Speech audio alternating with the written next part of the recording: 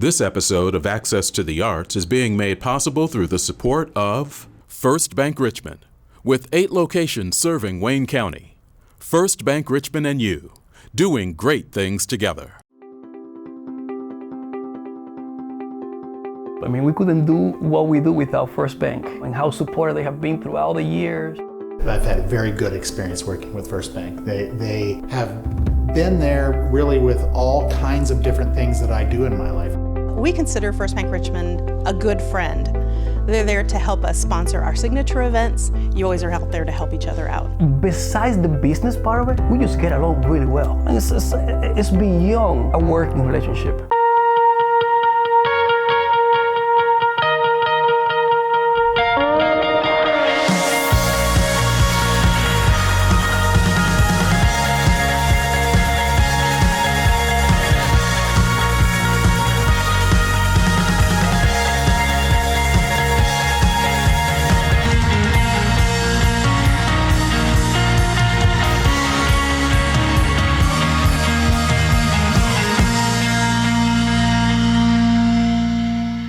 We're back on Access to the Arts. I'm Dave Paxton, joined now by the art guy, Shaun Dingworth. You knew as soon as you mentioned it when you came in, you knew I was going to call you that. Richmond Art Museum. Shaun, thanks for joining us. Nice to be back together. Yes. I think maybe, I don't remember whether I spoke to you on the show that we did that never aired right before everything shut down. Right. But we were kind of in constant contact back then, and then everything stopped. It did. And for the Art Museum and for your organization, how did you deal? Yeah, great question. So we adapted, and one of the things that we did was we did continue with, once we were able to reopen, we continued with exhibitions, and one of the things we implemented was a 3D virtual tour of the museum and of the exhibitions. And that is something that we're going to continue moving forward with. All right, so let's dig into that a little bit. Yeah. You essentially rendered the museum 3D virtually, right? That people can do virtual walkthroughs. Yes. So this is a software technology that we hired for a consultant to come in and do. And they're able to actually zoom in on each work of art, able to zoom in on the labels. And so what this enabled was for people to visit the museum without visiting the museum. And we've gotten people from really all over the United States who have accessed our exhibitions and our collection through this technology. I mean, forget about the pandemic. This is amazing just for people who are confined to home due to medical illness or nursing homes or convalescent homes that would not be able to get out and experience it. Right. This is giving them that access in a virtual 3D environment. That's outstanding. Yeah, and some of our former members who have moved away to other states, we got a nice letter from a former member who stated this made me feel like I was part of the museum again. Yeah. So that was a great testimony. And so what initially you thought, well, let's just offer this for a short time. Right. This is staying on. Permanent. Yeah. Yeah. Outstanding. So, but you mentioned you now can be open. Yes. People can come back and actually view in person, the artwork, but it's also now you're able to begin to plan actual events again. So that's got to be exciting. We're very excited. We were fortunate last year through the pandemic to still do the Secret Garden Tour because it was outdoors. Like some of the other arts organizations, we took advantage of our events that were outdoors during the pandemic, and we're able to do those in a safe way. Let's talk a little bit about the support and the help that your sponsors, your supporters, the businesses, and everybody in the community continued. They did throughout this tough year. I mean, that has to be exciting. That the support was still there. Right. We live in such a generous community, and that support continued. I think actually in some areas we saw an increase in support. I think people understood by us being closed and not being able to offer some of the programs or even have some of our fundraisers, many corporations and individuals stepped up to help see the art museum through that difficult year. Outstanding. So you've got the paint out in July? Yes, so it's called the IPAPA Opus Paint Out, which just stands for Indiana Plein Air Painters Association and the Ohio Plein Air Society. So every 2 years, we're the host, of course, being right on the Indiana-Ohio line. It's a great opportunity for the two organizations to meet, to get together. It'll be about 80 to 100 artists from both states who will come to Richmond. They'll spend the entire day on that Saturday, July 10th, painting throughout our community. And then at 5 o'clock in the Star Jeanette building in the Gorge, the public can come, see the finished work, and they can buy the work from the artists. So it's a terrific opportunity not only to meet artists, and hopefully throughout the day you can see artists around town painting, but more importantly, it's a great way to support artists by purchasing works of art. And to be able to buy something of a location you might be familiar with is a great opportunity. It's got to be fun to, again, be able to plan and have that confidence that things are going to happen. Right, and it'll be a reunion of sort for us because many of these artists we've not been able to, again, engage one-on-one. We have virtually or through emails, but so they're really looking forward to this because this will be the first joint paint out since the pandemic. Outstanding. Looking forward to it. Shaun Dingworth, Richmond Art Museum, the art guy. Thank you for coming and joining us. We'll, I'm sure, be talking a lot as we continue this throughout the year. I'm glad to have you back and have the show back as well. Yeah, absolutely. All right. We'll be back with more in just a bit.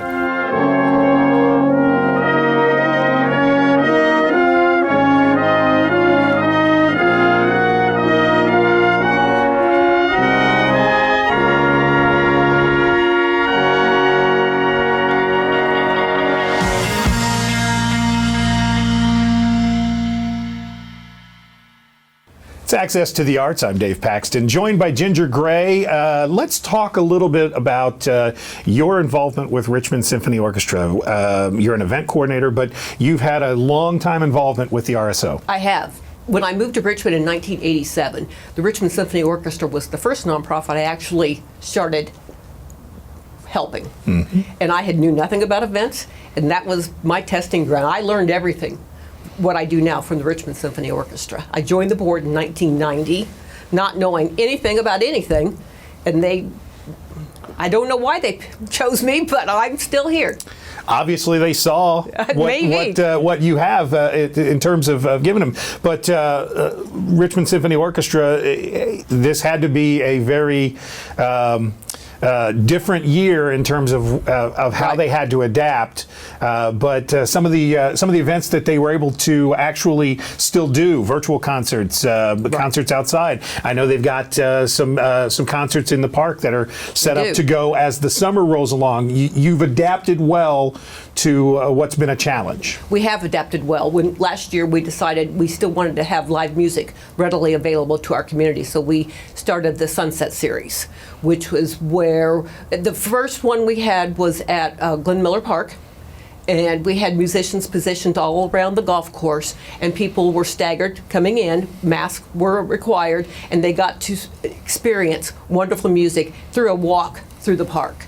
And then we went to Forest Hills. We did a seated event, socially distanced, and we had a wonderful seated concert there. And then we did Hayes Arboretum, and we had another walking tour, which was again very similar to what we did at Glen Miller Park.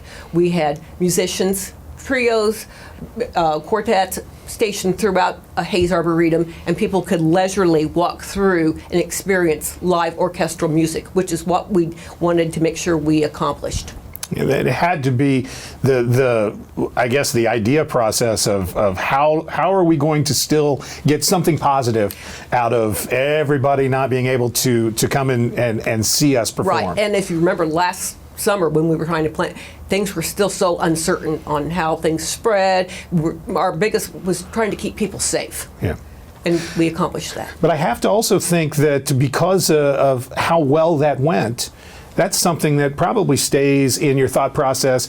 You know, we don't have to do it anymore, but it was so good. Why do we not keep doing it? It is not going away. Yeah. It's going to be part of our regular season. We're going to always be doing this. And then you actually have more concerts set up all summer long. We do all summer long, and it's available on the RSO website. What else have you in your thought process in terms of Richmond Symphony Orchestra do you have it planned? Well, what we're doing is we had to cancel Show Me the 90s, which was scheduled for 2020. You're saying the 90s were canceled? The 90s Who told were me canceled. that the 90s were? They are canceled. The event was canceled. Oh, the event. Okay. But I will give you a little bit of history on the. Somehow we started this big event in decades. It was never planned. We were never going to be doing a decades series. But what we did is we did a concert, which was one of our traditional. We always did a fundraising concert, and this year we did it, or let's see, 2015. We did it at the airport, and we did Boogie Woogie Ball, and we celebrated World War II veterans. We brought them in. We did a whole patriotic, and it was a huge success at the airport hangar. So then we kind of thought, let's do the 50s. We ended up with the 50s and did a tribute. We had a King and Queen contest. We had an Elvis impersonator. We did everything. And that all of a sudden we saw, and every year we did this, the attendance was growing. We started out at the hangar with maybe 250 people there. By the time we got to the 50s, it had grown to 300, so on and so on. So we did the 50s, then we did the 60s, and we did Twist and Shout with the Beatles tribute band. Then we did 60s with Symphony Night Fever, which was fantastic. And so then, so you're working your way through the decades. Yeah. But the 90s didn't happen last year. Did so not happen. You're looking. The 90s are making a comeback. The 90s is are what I coming hear. back. 90s never left, but according to lots of people, the 90s are their favorite decade. Okay. April 30th, 2022, Tom Raper Center. We will be having Show Me the 90s, which is a play on Show Me the Money. Yeah. So we'll have all, and when I do a theme, and Monica can attest to this, we don't do it small. We take every aspect of the 90s and we explore that, from Friends to Jurassic Park to, let's see, Jurassic Park. Oh, Harry Potter. 90s Harry Potter. So we'll have all aspects. Toy Story. So that's what we do. And then we'll probably have around 600 people coming to this event. And it has to be exciting, looking forward to it, because not only as it's growing on its own, but there's also, I think, a legitimate excitement for everybody to just get out and be in the community again. To celebrate the arts. Yes. To celebrate our community. Yeah. And because this is such a wonderful thing that we can go out and have fun, celebrate, have fun, and we have a wonderful end. You know, we are bringing money into our arts community. All right. Ginger Gray, looking forward to showing us the 90s coming up early next year. Thank you for joining us. We'll be back with more in just a bit.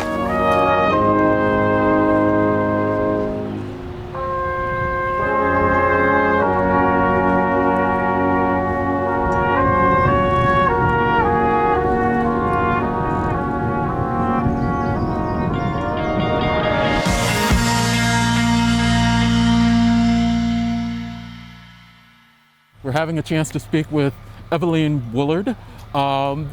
Personnel manager is the title that I was given for you, but I've seen a couple of symphony orchestra performances. That's not how I know you. How would most of the patrons of the Richmond Symphony know you? The patrons would know me mainly probably as principal flute of the Richmond Symphony, which I have been since 1989. I must have been in junior high when I started joining the orchestra, but no, I'm kidding. But since 1989, I've been in the orchestra as principal flute. What has this last year been like? As a player, what has this last year been like, and how have you gotten through it?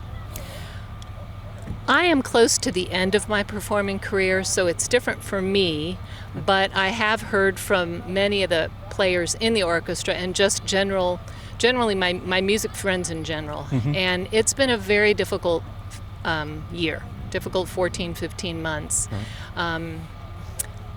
If you're just starting out your career, it's probably a little different than if you're in the middle of your career or towards the end of your career.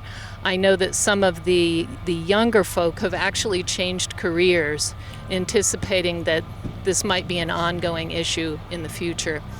But a lot of it has to do with how motivated you are and what kind of opportunities you might be able to have found, maybe playing online or playing for friends outdoors with the weather permitting that to happen, and in your teaching online via Zoom, which is less than perfectly desirable, as you, I'm sure, know. Yes. So it has been difficult, though. It's both a challenge financially, especially, and also just missing seeing our patrons and missing the opportunity to play in a group.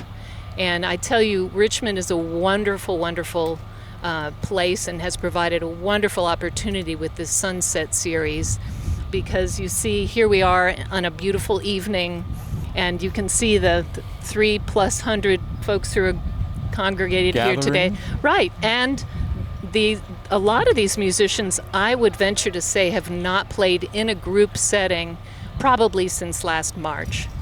So this is, they're looking forward to it. I'm sure the audience is looking forward to some live music, and it should be a wonderful evening. So The symphony is looking forward to whatever's going to take place this fall. It'll be the 65th year. It will. 25th for conductor Guy Victor Bordeaux. Talk Yes. a little bit about what that time has been like and what you're looking forward to in the fall.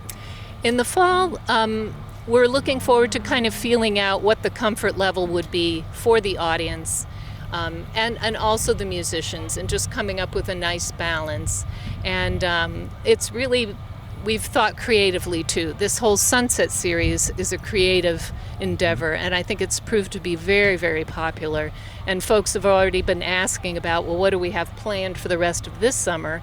And we're thinking creatively already about next year. So I think that we'll always have the Sunset Series in some capacity, but we are looking forward to getting together and playing more, in a concert setting, in a full orchestra setting. So, Talk a little bit about the Sunset Series, how this came about, and what the patrons are going to be able to hear. We're getting some of the brass, which makes me excited. Yes. It came about, I think, kind of out of necessity, in that we knew that really the only safe way to perform was going to be outdoors or on Zoom. And Zoom or virtual concerts, really, they only appeal to me for a short time. I hate to say it as a musician, but I love being outdoors. I love nature, and I know a lot of our patrons feel the same. So we've have a blend of seated concerts, which is what we have today, with the audience seated, and then we also have concerts where the audience is able to walk along a path and experience different groups of musicians positioned along the path. So, you might round a corner and there's a harp player, and then you round the next corner and there's a string trio or something like that. So I love thinking about possibilities like that, and there are so many incredible venues in this area. We've got the Hayes Arboretum, we've got Cope Environmental Center, has the most amazing patio. If you've never been back there, you have to go, Eric. But just all the possible venues are fun to explore. And right across the street from here is also an amazing venue. It's fun to know, because I'm from Cincinnati, so when I come here, I always feel like I'm discovering something new about this great community. I think the patrons have been supportive. Just things that our executive director, Monica, has posted on Facebook. They'll call the orchestra, they'll ask, how are the musicians doing? We're really concerned, And that is a question, because as personnel manager, I feel that I know most all of the musicians. I kind of know what their situation is, whether they have a day job, so to speak, and music is like an extra thing they do. Everyone's a professional, but some of them have day jobs. Some of them are more on the student level, like they go to Indiana University or University of Cincinnati College Conservatory of Music. So I know where they are in their studies. Do they come from abroad? Are they able to stay here? Just what is their experience? What has their life experience been through this process? Are they able to continue playing? and playing with Richmond. So I understand that's your it. husband is directing tonight and He- has kind of dragged you into playing a little bit. Yes, unfortunately, as a flute player, I am playing the gong and Okay. the bells. And the bells are like a keyboard instrument that you usually play with two different hands with a stick in each hand. Well, that's not happening with this girl. I am playing with one stick up and down, because that's how I would do it if I were playing piano, which I also do not play. So anyway, it'll be fine. Well, you can let me know how fine it is after the concert. Just curious, what got you into music? That's a good question. I was tall for my age. I had glasses. I was kind of awkward, and my mom, I think, saw that she wanted me to have something that was special just for me. And my older brother, was taking trombone lessons. His trombone teacher had a flute, which he brought, and I tried, and I loved the sound, and I liked it. Made me feel special. So, and it gave me a circle of friends my whole life, and it provided me just a great.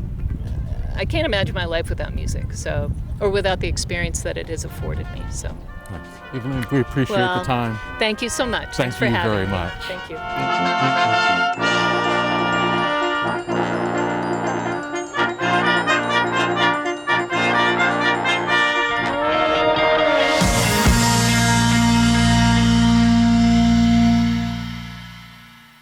Welcome back to Access to the Arts. Joined now by Rebecca Gilliam, Executive Director of Wayne County Foundation. Rebecca, thanks for joining us.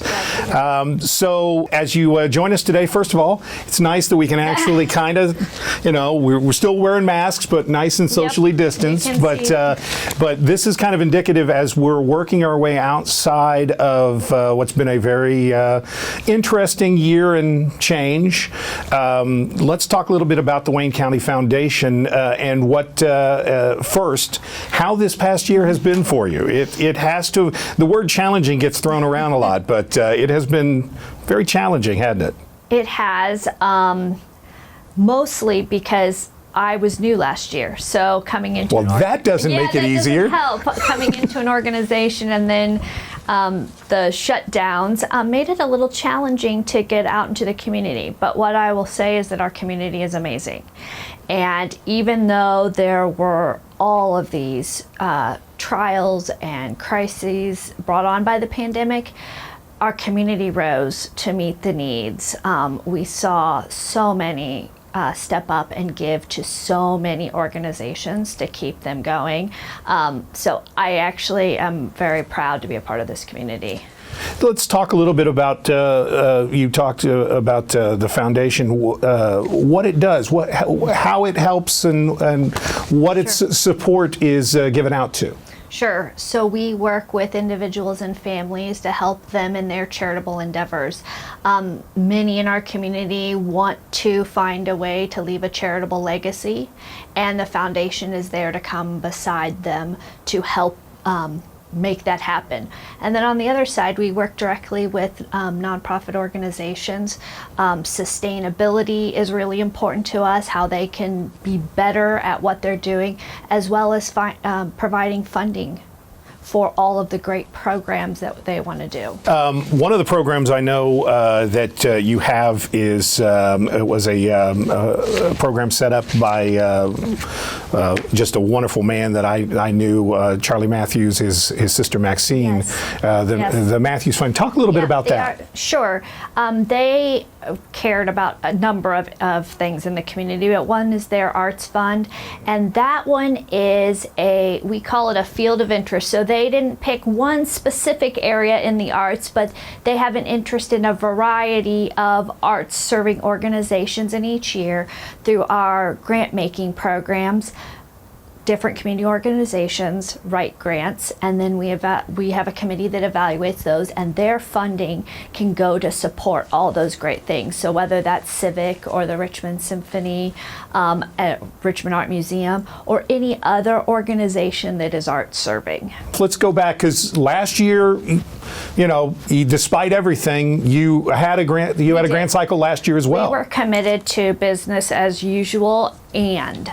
So we wanted to get funds out the door for the spring grant cycle. We ran the annual challenge match, but we also brought online some additional programs to help support nonprofit organizations in that interim turmoil. So we had some rapid grants for COVID needs. We also set up a low interest loan program if there was some gap in funding as they were waiting for funds to come in. We made that available. And then the Wayne County Cares Fund, we opened that up for the community to donate so that we could get money back out to organizations that were really serving people right on the ground front lines. And that's key. You were right at just under 240,000 last year. Is that? We average for our spring grant cycle. We average about 240,000 that we're able to do. We were able to do that again, and then we added those other programs that put additional funds back out. And you talked about, and this is huge in terms of turnaround. You talked about kind of a rapid response, because in some instances, organizations, they just can't go out and sell more widgets because that's not what they do. And so all of a sudden, this puts an end to a theater season or a symphony orchestra season, and suddenly you have an issue with tickets that normally would have been sold. So that's where you came in and helped. We did, and then also during those really unknown, did they need hand sanitizer? Did they need something to make their facility be still welcoming? We put grant money back into those organizations, said, yes, do what you need to do, get your organization where it needs to be so that you can try and do what you do best. Outstanding. Excellent work once again through a very trying year. Well, it was. And again, I put all the thanks to our wonderful community and the donors. We have very generous families and individuals in this community, and that helps make this a great place to be. All right, Rebecca Gilliam, Wayne County Foundation, thanks for joining us. Thank you.